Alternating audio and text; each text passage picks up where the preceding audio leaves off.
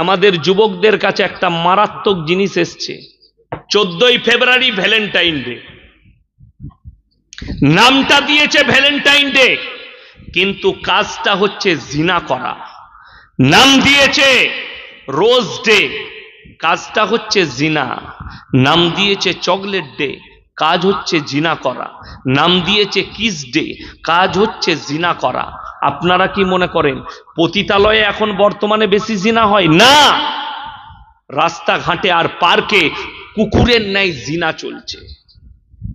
আল্লাহ নবীর হাদিস, কিয়ামত তখন বুঝতে পারবে কাছে যখন মানুষ রাস্তাঘাটে কুকুরের মতো জিনা করতে শুরু করবে। রাস্তাঘাটে জিনা করতে শুরু করবে, তখন তুমি বুঝতে পারবে। আমরা যে দুনিয়ায় বাস করছি, এই দুনিয়ার হালত শুনবেন।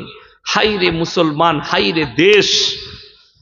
সেলুকাস বলেছিল কি বিচিত্র এ দেশ। হে সেলুকাস, কি বিচিত্র এ দেশ। শুনেলেন, কোন যদি মুসলমানদের মেয়ে বোরকা পরে মুখ ঢেকে কলেজে যায়, তাকে কোর্টেতে কেস লড়তে হয়।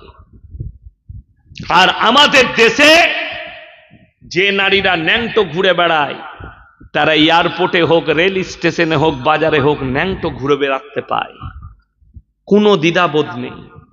কত মেয়ে বোম্বের আর্টিস্ট থেকে শুরু করে আপনি এয়ারপোর্টে চোখ রাখতে পারবেন না, ন্যাংটো ঘুরে বেড়ায় বোম্বের এয়ারপোর্টে। যাদের দিকে তাকালেই জিনার পাপ হয়ে যাবে, এরকম মহিলা ঘুরে বেড়াচ্ছে, আপনি দেখতে পাবেন। তাদেরকে কেস লড়তে হয় না। অথচ একটা মুসলমানদের মেয়ে হিজাব পরে আর বোরকা পরে স্কুলে গেলে তাকে কলেজে কোর্টেতে গিয়ে কেস লড়ে জিতে আসতে হয়। এটাই হচ্ছে দুঃখের। আপনি ভেবে দেখুন বেঈমানরা কোনটাকে সাপোর্ট করছে। এখন কিছু এমন শিক্ষিত মুসলমান বেরিয়েছে যারা বলছে, এই এক শ্রেণীর মৌলবীরা বেরিয়েছে যারা ঢেকে দিতে চাইছে মহিলাদিকে, মহিলাদের অধিকার কেড়ে নিচ্ছে। কে বললে? আল্লাহর কসম করে বলছি, মহিলাদের অধিকার যদি সব থেকে বেশি কেউ দিয়েছেন তা হযরত মুহাম্মদ মুস্তাফা বলুন সাল্লাল্লাহু আলাইহি সাল্লাম। মেয়েদিকে ঢেকে দিয়ে, আমার মুসলমান ভাই, আপনারা সকলে জানেন মেয়েদের পর্দা করা ফরজ। যেদিন থেকে পর্দা ফরজ হয়েছে, এই বাংলাদেশে একটা দল বেরিয়েছে, তার নাম হচ্ছে হিজবুত তৌহিদ। তাদের ইমামের নাম হচ্ছে সেলিম। এ হারামখোর প্রতিনিয়ত ইসলামকে বিকৃত করছে। এই ছেলেটা তাদের মহিলাদিকে শিক্ষা দিয়েছে। আল্লাহর নবীর বিবিরাও ব্যবসা করেছে। কথাটা সত্য, হাদিসের ব্যাখ্যাটা ভুল। কথাটা কি বললাম? কথাটা কি সত্য, নবীজির বিবি ব্যবসা করেছেন, কিন্তু ব্যাখ্যাটা ভুল। আল্লাহর নবীর বিবি মা খাদিজাতুল কুবরা রাদিয়াল্লাহু তাআলা আনহা গোটা আরব দুনিয়ার 10টা বড় ব্যবসায়ীর মধ্যে তিনি একজন ছিলেন। কিন্তু যেদিন থেকে পর্দা ফরজ হয়েছে, রিওয়ায়েতে আছে নিজের হুজরাখানা থেকে আর পায়ের নখটা পর্যন্ত বের করেননি। জোরে বলুন সুবহানাল্লাহ। পর্দার এতটা পাবন্দি ছিল। আজকে আপনি পর্দাকে কোথায় নিয়ে গেছেন আপনি চিন্তা ভাবনা করুন। আপনি পর্দাটাকে কি ভেবেছেন আপনি চিন্তা ভাবনা করুন। খুব সূক্ষ্মভাবে বুঝবেন। আপনি মসজিদে নামাজ পড়তে যাচ্ছেন, নামাজি, আপনি বলছেন আমি একজন ইমানদার, আমি হাদিস মেনে চলি, আমি কোরআন মেনে চলি। অথচ দেখা যাচ্ছে ফজরের নামাজ পড়ে আপনি আপনার বউকে নিয়ে কালিয়াচক যাবেন, আপনার বিবিকে নিয়ে মালদা যাবেন, মালদা টাউন। আপনার ফুল হাত শার্ট, ফুল প্যান্ট, পেছনে বিবি বসে আছে শাড়ি পরে, বিবির পেটু বেরিয়েছে, পিঠু বেরিয়েছে। অথচ তুমি নিজেকে মুমিন বলে দাবি করছো। এইটা হচ্ছে আজকে মুসলমানদের হাল। অথচ কোরআন বলছে ওয়াদরিব খুমুরিহিন্না আলা জুনুবিহিন, হে নারী পর্দা নির্ধারিত করো, তোমরা কোনোদিন ধর্ষিতা হবে না, কোনোদিন লাঞ্ছিত হবে না। এটা কোরআন। হে আমার মায়েরা, বোনেরা, নিজেদিকে পর্দার মধ্যে নিয়ে এসো পরকালটাকে সুন্দর করার জন্য। আল্লাহর কসম করে বলছি, যারা মনে মনে ভাবছেন আমরা মৌলবীদের দ্বারা পার হব, আমরা হুজুরদের দ্বারা পার হব, এরা দোয়া করলে আমাদের পেরুবার রাস্তা পাওয়া যাবে। মৌলবীরা দোয়া করে দেয়, মৌলবীরা বলে দেয়। শুনেলেন যদি পাপ করার পরে দোয়ায় কোনো কাজ হতো, পাপ করার পরে মৌলবীরা যদি পার করিয়ে দিত, তাহলে নূহ নবীর বিবি লূত নবীর বিবি কি অপরাধ করলো? শুধু তাই নয়, আমাদের দেশের সমাজের লোকের অবস্থা খুব খারাপ। ছেলে মারা গেছে, মদ খেয়ে জানাজা হয়ে গেল, মৌলবীকে বলেন হুজুর সাহেব দোয়া করবেন আমার ছেলেকে যেন আল্লাহ জান্নাতে দেয়। আমি কোন মুখে দোয়া করব? ছেলে জীবনটা কাটিয়েছে মদের ভাঁটিতে। আপনারা বলুন তো, সমাজের লোক আমাদের লেগে কিছু হারাম করে রেখে নিজেরা হালাল করে রেখেছে, ইমামদের জন্য হারাম করে রেখেছে। কিন্তু আমি আপনাদেরকে সূক্ষ্মভাবে বুঝাই, আপনাদের এখানে যে ইমাম সাহেব আছেন, সে যদি বিড়ি সিগারেট খায়, তার পেছনে নামাজ পড়বেন না তাড়াবেন? কথা বলে না? নামাজ পড়বে কেউ না তাড়িয়ে দিবে? শুনেলেন, বেরেলি মসজিদ হোক, আহলে হাদিস হোক, দেওবান্দি হোক, ফুরপুরা হোক, আজানগাছি হোক, হড়হড়ে হোক, লালতলা হোক, বেলতলা হোক, যে মসজিদের ইমাম হোক, যদি বিড়ি সিগারেট খায় তার পেছনে নামাজ পড়বে না। অথচ অনেকজন ফতোয়া দিচ্ছে হুজুর বিড়ি সিগারেট গুটখা খাওয়া কি হুজুর বললে মকরু। যদি হুজুর মকরু বলে দিয়ে তুই খাস, তাহলে হুজুর খেলে দোষ কোথায়? কথাটা বুঝতে পারেননি? কাঁচা পেঁয়াজ খেয়ে মসজিদে যাওয়া যাবে কেন? কথা বলে না? মুখে দুর্গন্ধ করবে। কি দুর্গন্ধর কারণে? হাদিসটা শুনে নেন। নবীজি সাল্লাল্লাহু আলাইহি সাল্লাম বললেন, তোমরা ততক্ষণ মুমিন হতে পারবে না যতক্ষণ পর্যন্ত তোমার কাছ থেকে তোমার প্রতিবেশী সুরক্ষিত নয়। তো আপনার পাশে যে বসবাস করছে তাকে সুরক্ষা পেতে হবে। চলুন, কাঁচা পেঁয়াজ খেয়ে গেলে যদি পাশের মুক্তাদি, বাসের মুসল্লি যদি কষ্ট পায়, বিড়ি সিগারেট গুটকা যারা খায় পাশে মুসল্লিরা, তারা আতরের মতো সেন পাইতো নাকি বিড়ি খেলে? এই যে পানির বোতলটা আমাকে দিয়েছে পানি পান করতে, এই পানির বোতলে যদি লেখা থাকে এটাতে বিষ মিশানো আছে, এটা আর পান করা যাবে? আপনি খেলে মারা যেতে পারেন। ইসলামী শরীয়তে আত্মহত্যা করা মহাপাপ। বিসমিল্লাহ। আত্মহত্যা করা মহাপাপ। আপনি এটা বুঝলেন? সিগারেট বিড়ির প্যাকেটে, গুটকার প্যাকেটে হানিকারক, ক্যান্সারের কারণ লেখা আছে না নাই? আচ্ছা, বিড়ি সিগারেট গুটকা খেলে কত পার্সেন্ট লাভ আছে? 0% নাই, ঠিক কিনা? কথা বলুন। পেঁয়াজ খেলে, পেঁয়াজে মুখের দুর্গন্ধ আছে, এটা ক্ষতি, কিন্তু ডাক্তার বলছে 60% উপকার আছে কাঁচা পেঁয়াজে। কি উপকার? গ্রীষ্মের দিনে যারা মাঠে কাজ করে তারা যদি কাঁচা পেঁয়াজ খায়, রোদ তার শরীরে লাগবে না, ঘামটা যেটা বেরিয়ে যায় সেই পানির কাজটা পেঁয়াজ শরীরে করে। জোরে বলুন সুবহানাল্লাহ। তাইলে পেঁয়াজে একটা উপকার পাওয়া গেল। গুটকা বিড়ি সিগারেটের একটা উপকার আমাকে বলে দেন, একটা উপকার নেই। শুনেলেন? এরপরে সব থেকে বেশি যে কষ্ট পায় যারা বিড়ি করছে, আমাদের দেশের তো খুব কষ্টের বিষয় কি, মসজিদে ফজরের পরে অনেক মুসল্লি আছে বিড়ি না খেলে হাগায় হয় না। ঠিক বললাম না ভুল বললাম? হ্যাঁ, মসজিদের পায়খানা করে বিড়ি খায়, ইমাম সাহেব পেরেশান হয়ে যায়, আল্লাহ কোন কাগরের পাল্লাই পড়লাম। বেরিয়ে আসছে, ভেতরে মনে হচ্ছে ইঞ্জিন চলেছে, এত ধুঁ। ইমাম সাহেব আর ঢুকতে পারছে না জোরে লাগলেও, ধুঁয়ো না কাটলে। তুমি ভেবে দেখো, যারা বিড়ি সিগারেট গুটকা খান তারা সর্বপ্রথম নিজের বিবিকে জিজ্ঞেস করবে তোমাকে কেমন লাগে। দেখবেন তোমার বিবিকে যখন চুমু খেতে যাও জিজ্ঞেস করবে যে তোকে যখন চুমু খায় কেমন লাগে। বলবে আটকুড়োর বেটা তোকে ঝাঁটা মারতে মন যায়, কিন্তু কিছু বলতে পারি না, স্বামী আর কি বলবে। তোমার বিবি যদি কষ্ট পায়, শুনেলেন হাদিসটা, তোমার বিবি মুমিনা, সে যদি কষ্ট পায় তা তোমার নামে গুনাহ লেখা হবে, তুমি কিয়ামতের দিনে তোমাকে হিসেব দিতে হবে। তুমি তোমার বিবিকে কষ্ট দিয়েছো বিড়ি সিগারেট গুটকার দ্বারা, মদ গাঁজার দ্বারা, নেশাগ্রস্ত জিনিসের দ্বারা। আমার মুসলমান ভাই, আপনি মনে করছেন মৌলবীদের দ্বারা আজকে আমাদের সমাজের লোক নামাজ পড়ে না কেন, রোজা রাখে না কেন? এরা জানে কিছু হোক আর না হোক, মৌলবীরা দোয়া করে দিলে জান্নাতে চলে যাবে। তোর মৌলবীও মার খাবে, তুইও খাবি। অত সহজ নয়। সামান্য সূক্ষ্ম বুঝিয়ে দিই, যারা মৌলবীদের দুয়ায় পেরুতে চাইছেন মায়েরা শুনে যান, বোনেরা যারা হুজুরদের দুয়ায় পেরুতে চাইছেন তারা শুনে যান। আমার নবী বিশ্ব নবী জনাবে মুহাম্মদুর রাসূলুল্লাহ, সকলে বলুন সাল্লাল্লাহু আলাইহি ওয়াসাল্লাম। আল্লাহর হাবিবকে খবর এলো, ইয়া রাসূলুল্লাহ আপনার চাচা জান মৃত্যু শয্যায় আছে, মারা যাবেন। নবীজি ছুটে গেলেন, চাচার হাতটা ধরে বললেন, চাচা গো একবার খালি কলমাটা পড়ে নাও, আমি কেঁদে কেঁদে আল্লাহর কাছে তোমার জন্য ক্ষমা চাইব। নবীজি চাচা কি উত্তর দিল জানেন? আমি যদি বার্ধক্যে কলমা পড়ি লোকে বলবে মৃত্যু ভয়ে কলমা পড়েছে, তাই আমি কলমা পড়তে পারবো না। সঙ্গে সঙ্গে আমার আল্লাহ রাব্বুল আলামিন নবীজির কাছে কোরআন পাঠালেন, ইন্নাকা লা তাহদি মান আহবাবতা ওয়ালাকিন্নাল্লাহা ইয়াহদি মান ইয়াশা।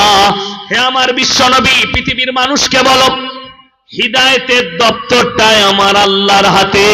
হে নবী, হিদায়েত আমার হাতে, আমার ইচ্ছা নেই তোমার চাচা কলমা পড়তে পারবে না। নবীজি চোখ দিয়ে পানি পড়েছে, চাচা কলমা পড়তে পারেনি, দুনিয়া ছেড়ে চলে গেল। এরপরে নবীজি আল্লাহকে বললেন কি, ওগো আল্লাহ তুমি আমাকে যতদিন না নিষেধ করছো আমি কেঁদে কেঁদে আমার চাচার জন্য ক্ষমা চাইব। তুমি আমাকে যতদিন না নিষেধ করছো আমি কেঁদে কেঁদে তোমার কাছে চাচার জন্য ক্ষমা চাইব। সঙ্গে সঙ্গে আল্লাহ আয়াত পাঠালেন নবীজির কাছে, মা কানা লিন নবী ওয়াল্লাযীনা আমানু আইয়াস্তাগফিরু লিল মুশরিকিন ওয়ালাউ কানু লি কুরবা। হে নবী এবং মুমিনরা শুনে নাও, যারা মুশরিক হয়ে বেঈমান কাফের হয়ে মারা গেছে, বদ্দিন হয়ে মারা গেছে, তাদের জন্য আমার কাছে দোয়া করো না, যদিও তারা তোমাদের নিকটতম আত্মীয় হয়। বাপ যদি হাজী সাহেব হয়, তাহাজ্জুদ গুজার হয়, বেটা যদি নাস্তিক হয় দোয়া করতে পাবে না যদি ওই হালতে মরে যায়। বাপ যদি আলেম হয়, আলিমে দ্বীন হয়, বাপ যদি মুহাদ্দিস হয় আর বেটা যদি মুশরিক হয়ে মারা যায়, তার লেগে দোয়া করার রাস্তা নেই। নবীজিকে আল্লাহ নিষেধ করলেন, নিকট আত্মীয় হলেও দোয়া করতে পাবে না। নবীজির দোয়া বন্ধ হয়ে গেল চাচার জন্য, আর দোয়া চাইতে পারলেন না। চলুন, এটা একটা গেল। আরো মারাত্মক দুজন পয়গম্বর, হাবিব পয়গম্বর, নূহ নবী আর লূত নবী। এটা মায়েরা শুনেলেন, যে মায়েরা মনে মনে ভাবছেন আমি জীবনে পাপ করব, যাই করব, আমার স্বামী আলেম আছে বেড়া পার করিয়ে দিবে, আমার অমুক মৌলবি আছে, আমার বেটা মৌলবি আছে, আমার খানদানে মৌলবি আছে, আমার বাপ হাজী সাহেব আছে, আমাদের লেগে দোয়া করে পার করিয়ে দিবে। তারা কান খুলে শুনেলেন, সেই মায়েদের জন্য বলছি এটা। দারাবাল্লাহু মাতালাল লিল্লাযীনা কাফারু ইমরাআতা নূহি ওয়া ইমরাআতা লূত কানাতা তাহতা ইবনাইনি মিন ইবাদিনা সালিহাইনি ফাখানাতাহুমা ফালাম ইউগনি আনহুমা মিনাল্লাহি শাইয়্যা ওয়া কিলা দুখুলান নারা মা'আদ দাখিলিন। আমার দুজন উলুল আযম নবী, হাবিব পয়গম্বর নূহ নবী আর লূত নবী, দুজনের বিবিকে জাহান্নামে দেব, তারা আটকাতে পারবে না। আল্লাহ লাকির টেনে দিয়েছেন, আর তাদের বিবিদিকে জান্নাতে পাঠানো হবে না। আল্লাহর কাছে লাকির টানা গেছে। দুজন নবী, হাবিব পয়গম্বর নূহ নবী, লূত নবী, দুজনের বিবিকে জাহান্নামে দেব। যারা মনে মনে ভাবছেন মৌলবীরা আমাদের উপকারে আসবে, তারা কান খুলে শুনে নিন। আজকে আমি জলসা করতে এসেছি, আপনার আমার সঙ্গে দুটো সম্পর্ক আছে। একটা সম্পর্ক হচ্ছে বক্তা এবং শ্রোতা, ঠিক কিনা? আর একটা সম্পর্ক যেটা নবীজি সাল্লাল্লাহু আলাইহি সাল্লাম হাদিসে বলেছেন, এক মুমিন আর এক মুমিনের ভাই ভাই। জোরে বলুন সুবহানাল্লাহ। তো একটা হচ্ছে আপনি আমি মুমিন ভাই ভাই। দ্বিতীয় নম্বর, আপনাদের সাথে কিন্তু আমার রক্তের সম্পর্ক নাই, আছে? নাই। বাপ আর বেটার সম্পর্ক কিসের? রক্তের। মা আর বিটির সম্পর্ক রক্তের। স্বামী আর স্ত্রীর সম্পর্ক অন্তরঙ্গ। বন্ধু আর বন্ধুর সম্পর্ক ওয়াদার সম্পর্ক। চলুন কোরআন খুলুন, এরা কে কার উপকারে আসবে। আমার আল্লাহ কোরআনে বললেন, ইয়াউমা ইয়াফিরুল মারউ মিন আখি ওয়া উম্মিহি ওয়া আবি ওয়া সাহিবাতিহি ওয়া বানি লিকুল্লি ইমরিইন মিনহুম ইয়াউমাইদিন শানু ইউগনি। হে আমার বিশ্বনবী, পৃথিবীর মানুষকে বলো তারা যেন কান খুলে শুনে নেয়, কিয়ামতের দিনে স্বামী স্ত্রীর কাছে ছুটে যাবে। স্ত্রী বলবে দুনিয়াতে আমার কোনো স্বামী ছিল না, স্বামী বলবে স্ত্রী ছিল না, বাপ বলবে বেটা ছিল না, বেটা বলবে বাপ ছিল না, মা বলবে বিটি ছিল না, বিটি বলবে মা ছিল না, বন্ধু বলবে বন্ধু ছিল না। কেউ কারুর জন্য এতটুকু বোঝা বহন করবে না। আমার আল্লাহ রাব্বুল আলামিন অপর জায়গায় বলেছেন আতিহিম ইয়াউমাল কিয়ামাতি ফারদা। হে আমার নবী, কিয়ামতের দিনে মানুষ যখন আমার কাছে হাজিরি দেবে, একা একা হাজিরি দেবে, সঙ্গে তোমাদের কেউ থাকবে না। আমার নবী বিশ্বনবী হাদিস বর্ণনা করেছেন, সাহাবীদের সামনে কিয়ামতের বর্ণনা দিচ্ছেন। হে আমার সাহাবীরা শোনো, কিয়ামতের দিনে নারী পুরুষ উভয়ে উলঙ্গ অবস্থাতে থাকবে। মা আয়েশা সিদ্দিকা রাদিয়াল্লাহু তাআলা আনহা কাঁদতে লাগলেন আর বললেন, ইয়া রাসূলুল্লাহ, ইয়া হাবিবাল্লাহ, কিয়ামতের ময়দানে নারীদের ইজ্জতের কি হবে? আমার নবী বিশ্বনবী বললেন, হে আয়েশা শোনো, মানুষ সেদিনে এতটা পেরেশান থাকবে, কেউ কারোর দিকে একটা মুহূর্ত, একটা সেকেন্ড তাকাবার সময় পাবে না। এতটা ডেঞ্জার মুহূর্ত হবে, ডেঞ্জার জন হবে, কেউ কারোর দিকে একটা সেকেন্ড, একটা মুহূর্ত তাকাবার সময় পাবে না। মা আয়েশা সাহাবীরা কাঁদলেন। সেদিনে কিয়ামতের দিনে আল্লাহর কাছে হিসেব নেওয়াটা এতটা সহজ, মানুষের কাছে আল্লাহ হিসেব দিবেন খুব সহজে। কোরআন থেকে প্রমাণ আছে যে আল্লাহ কতটা সহজ করেছেন। কোরআনে আছে কিরামান কাতিবিনা ইয়ালামুনা মা তাফআলু। হে আমার ফেরেশতা মণ্ডলী, হে আমার নবী, পৃথিবীর মানুষকে বলো প্রত্যেকটা মুসলমান নরনারীর কাছে দুটো করে ফেরেশতা নিযুক্ত আছে। কাতিব মানে হচ্ছে যারা টাইপ করে করে লেখে, তাদেরকে আরবিতে কাতিব বলা হয়। দুটো ফেরেশতা যারা তোমাদের একজন ডান দিক একজন বাঁ দিকে, যারা ভালো মন্দগুলো লিপিবদ্ধ করে রাখবে। কিরামান কাতিবিন ইয়ালামুনা মা তাফআলুন।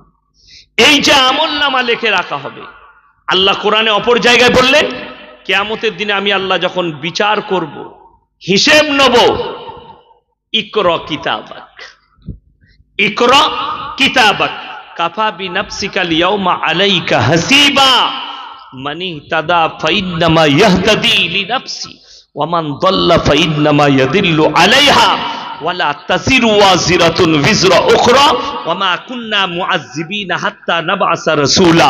হে আমার নবী বলে দাও, প্রত্যেকটা নারী পুরুষের হাতে তাদের আমলনামা ধরিয়ে দেওয়া হবে, আর আল্লাহ বলবেন কাফা বিনাফসিকা লিয়াউমা আলাইকা হাসিবা, তোমরা নিজের মুখে নিজেদের হিসেব শোনাও, কোন জায়গায় কত মিনিটে কত সেকেন্ডে কোন পাপটা কোথায় করেছেন, পাই টু পাই আল্লাহর কাছে আপনাকে পড়ে শোনাতে হবে। জায়গা, স্থান, কাল, পাত্র সব আপনি পেয়ে যাবেন। এতটুকু মিস্টেক থাকবে না সেখানে। মানুষ নেকির কাজটাও শোনাবে, মানুষ পাপটাও শোনাবে। আল্লাহ তো বিচার করবেন কাদের? মানুষের। দুটো শ্রেণীর বিচার হবে, দু শ্রেণীর হিসেব আল্লাহ নিবেন, কিন্তু এক শ্রেণীর জন্য হিসেব একটাই থাকবে, সেটা হচ্ছে জাহান্নাম। আল্লাহ নবীর হাদিস, কিয়ামতের পূর্বে আল্লাহ নবীর উম্মতরা 73টা দলে বিভক্ত হয়ে পড়বে। 73 মুসলমানদের দল হবে কিয়ামতের পূর্বে 73টা। এখন অনেক দল বাকি আছে, আপনারা কি দেখছেন? অনেক দল বাকি, হতেই যাবে, 73টা দল হবে। কোরআনে আল্লাহ বলেছেন পৃথিবীর মানুষকে যখন দাঁড় করাবেন কিয়ামতের ময়দানে, ওয়া কুনতুম আজওয়াজান সালাসা, আমি 3টে দলে বিভক্ত করে দেব। আপনি কালিয়াচকে বসে আছেন মুথাবাড়িতে, আপনি মনে করছেন আরামসে বসে আছেন, খালি মোবাইল দেখছেন, শুনেলেন যে যুদ্ধটা শুরু হয়েছে গাজা ফিলিস্তিন ইসরায়েলের সাথে,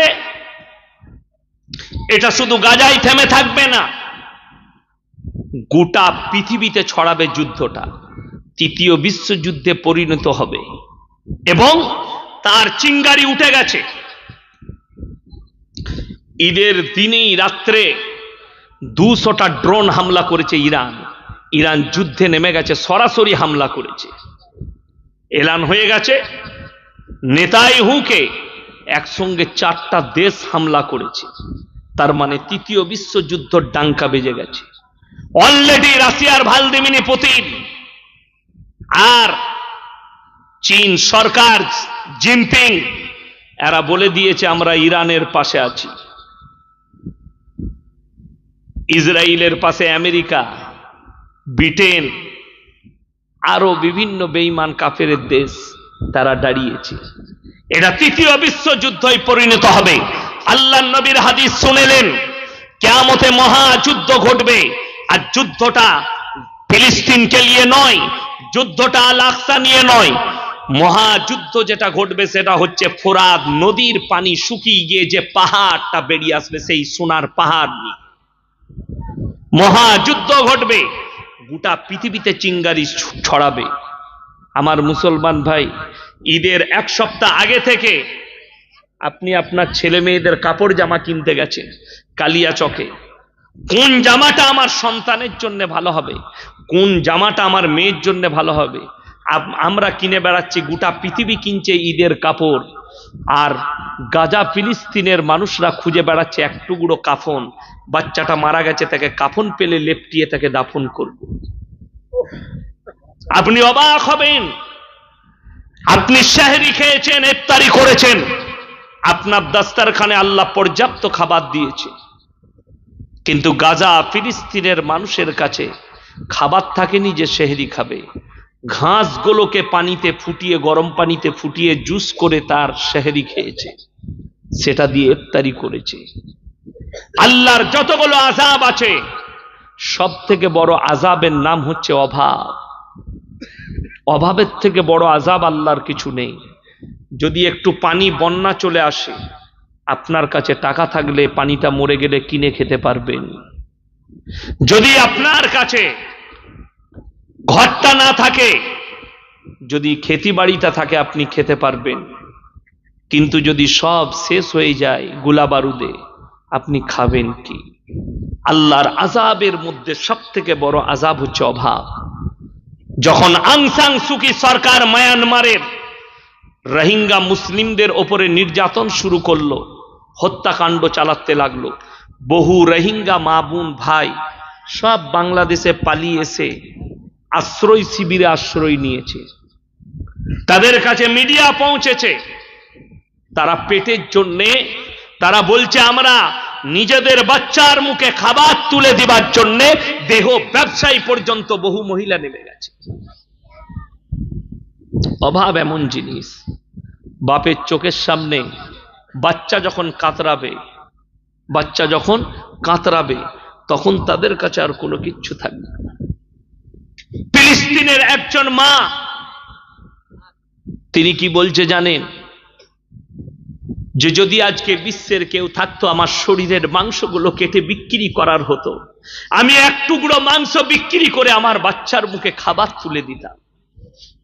ফিলিস্তিনের একজন মা বলেছে যে যদি মাংসগুলো বিক্রি করা জায়েজ হতো, তা আমি শরীরের মাংসটা কেটে বিক্রি করে আমার সন্তানের মুখে খাবার দিতাম। অভাব এত বড় জিনিস, তাই আল্লাহ আপনাকে আমাকে অভাব দেয়নি। শুকর আদায় করুন, নামাজ কেউ ছাড়বেন না, জোরে বলুন ইনশাআল্লাহ। ইমানের উপরে টিকেন, হারাম হালাল বেঁচে চলুন, হারামটাকে চিনুন, হারামটাকে অ্যাভয়েড করুন, হালালটাকে নিজের করে নেন, হালাল পথে চলতে শুরু করুন। তা না হলে কিয়ামতের ময়দানে আল্লাহ আপনাকে দাঁড় করাবেন।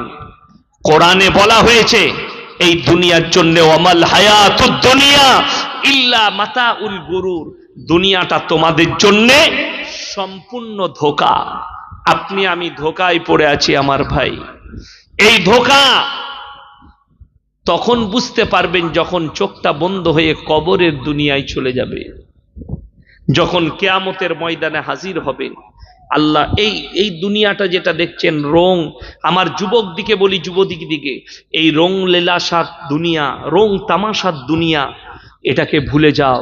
তোমার রংটা ততদিন ভালো লাগবে যতদিন তোমার মধ্যে যৌবনটা আছে, তোমাকে রংটা ততদিন ভালো লাগবে যতদিন শক্তিটা আছে। তোমার দাদুকে জিজ্ঞেস করো, দাদু তোমার যৌবন কালটা কেমন ছিল? তোমার দাদু আফসোস করে বলবে আমি এই কাজটা করে ফেলেছিলাম। তোমার ভাই বলবে আফসোস করে আমি এই কাজটা করে ফেলেছিলাম, আমার যদিও উচিত ছিল না, আল্লাহ আমাকে মাফ করুক। ঠিক কিনা কথা বলেন? আমার এলাকায় একদল লোক, তারা সব সময় মদের ভাঁটিতে থাকতো, মদের বোতল নিয়ে। এখন 5 ওয়াক্তের নামাজি, তাহাজ্জুদ গুজার লোক তারাই। আমি জিজ্ঞেস করি মাঝে মাঝে মাদ্রাসায় এলে, ভাই তোমাদের জীবনটা কেমন ছিল? চোখের পানি ফেলিয়ে বলে যে আমি এই অন্যায়টা করে ফেলেছি, আল্লাহ যেন আমাকে ক্ষমা করে দেয়।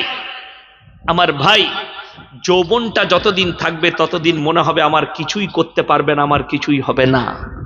তোমার থেকে বড় বড় শক্তিশালী আল্লাহ নিচুড়ে রস বার করে পৃথিবীর মানুষের জন্য সেটাকে একদম লাকির করে রেখে দিয়েছে। নমরুদের মতো নেমক হারামকে আল্লাহ নিচুড়ে রস বার করে দিয়েছে, ফেরাউনের মতো জালিমকে আল্লাহ নিচুড়ে রস বার করে দিয়েছে। পৃথিবীর কত বড় বড় জালিম বাদশা এসছে, যাদেরকে আল্লাহ ধুলিস্যাৎ করে দিয়েছে। আপনি কাকে দেখে ভয় খাচ্ছেন? আজকে যারা আপনাকে ভয় খাওয়াচ্ছে, এই ভারতের কটা অন্ধভক্ত, ভারতের কটা নেতা যারা বুলিয়া ওড়াচ্ছে মিডিয়ার সামনে, हिंदुस्तान से मुसलमान को भगा देंगे, हिंदुस्तान तुम्हारा बाप का देश नहीं, हमें भगा दोगे। हिंदुस्तान में जितना तुम्हारा हक है उतना हमारा हक है। हिंदुस्तान को आजाद करने के लिए जितना खून तुमने बहाया उतना खून हमारे उलामाओं ने भी बहाया। যতটা তোমরা রক্ত বইয়েছো ততটা রক্ত আমরা বইয়েছি ইংরেজদের হাত থেকে এই দেশকে আজাদ করার জন্য। আজকে মুসলমান সচেতন নই বলেই আদিনার মতো মসজিদে পুজো করার সাহস পেয়েছে, তা না হলে সাহস পেত না। আজকে মুসলমান, তোমরা যদি তোমাদের ঘর না ভুলতে, এদের হিম্মত ছিল না বাবড়িতে হাত লাগায়। আর এরা মনে করেছে আমরা বাবড়ি ভেঙেছি, মথুরা ভাঙবো। একজন নেতা বলেছে अभी मथुरा बाकी है और हिंदुस्तान के सारे मस्जिदों को तोड़ दिया जाएगा। हम तुम्हें वेलकम करते हैं, हम तुम्हें दावत देते हैं, तोड़ दो हिंदुस्तान के सारे मस्जिदें, लेकिन अल्लाह की कसम हमारे दिल और दिमाग से अल्लाह और रसूल के मोहब्बत तुम मिटा नहीं सकते। जोरे बोलो नाराए तकबीर। আমার মুসলমান ভাই নিয়ত করেলেন, যারা মনে করছেন মুমিনদের জন্য একটা ভালো উপদেশ আছে কোরআনে, কি জানেন? ইন্না আউলিয়া আল্লাহি লা খাউফুন আলাইহিম ওয়ালা হুম ইয়াহজানুন। হে আমার নবী, মুমিনদিকে বলে দাও যারা আমার বন্ধু হবে তাদের জন্য দুনিয়ার পরকাল কোনো জায়গায় ভয় নেই। জোরে বলুন সুবহানাল্লাহ।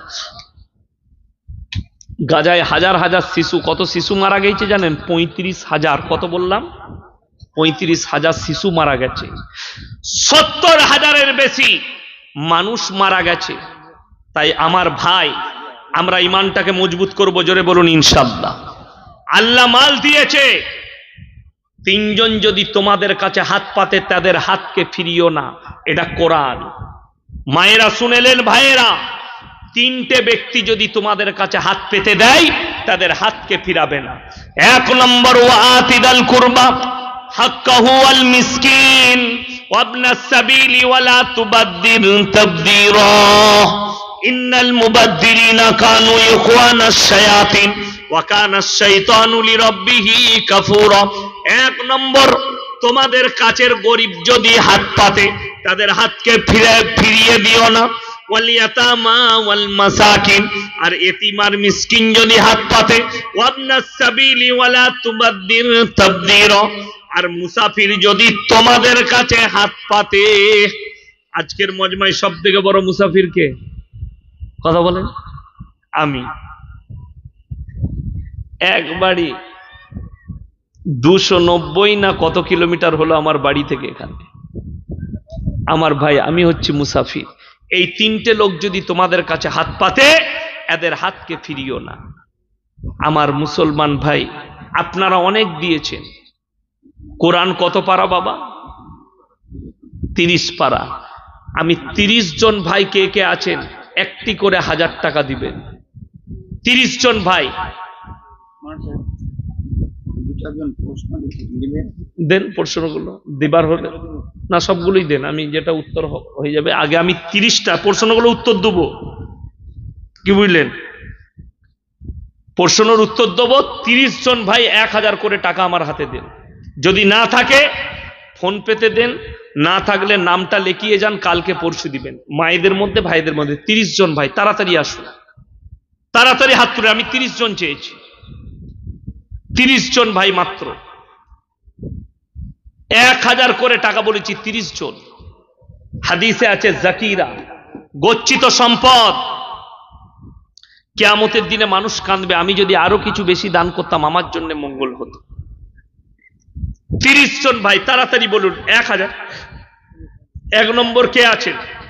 পয়সা থাকলে দেন, না থাকলে পরে দিবেন, কমপক্ষে নামটা লিখিয়ে দেন। বিসমিল্লাহ।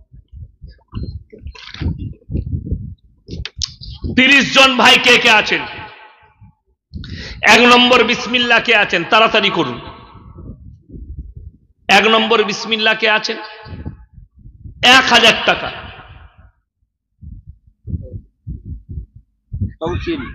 তৌসিল ভাই 1000 টাকা। মাশাআল্লাহ, আল্লাহ দানকে কবুল করুক, নেক নিয়তকে আল্লাহ পুরো করুক, কারোবারে আল্লাহ বরকত দেখ। আমার ভাই 2য় নম্বর কে আছেন?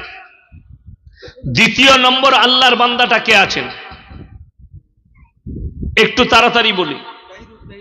তাহিদুল ভাই 2 নম্বর। আল্লাহ দানকে কবুল করুক, নেক নিয়তকে আল্লাহ পুরো করুক। দেখেন আরো একজন ভাই লগত দিয়েছেন, শহীদুল লগত দিয়েছে। এটা লগত, এটা লগত ভাই। 4 জন হলো কি? রজুল, এই যে রজুল, উসমান গনি ভাই 1000 টাকা। রসুল না কি নাম বলছে এটা? রজুল। রজুল ভাই 1000 টাকা। মাশাআল্লাহ। আর কে আছেন ভাই? মাত্র 1000 করে বলেছি, তাড়াতাড়ি বলুন। এ আমার যুবকরা কোথায়? মাশাআল্লাহ। হাজি কিতাবউদ্দিন, সিতাবউদ্দিন, হাজি সিতাবউদ্দিন সাহেব 10,000 টাকা। মাশাআল্লাহ, আল্লাহ দানকে কবুল করুক, নেক নিয়তকে আল্লাহ পুরো করুক, কারোবারে আল্লাহ বরকত দেখ, আল্লাহ ওনার হায়াতে বরকত দেখ। আমার ভাই আর কে আছেন? 1000 করে বলেছি। মায়েরা, মায়েদের কাছে পাঠাচ্ছি। আপনার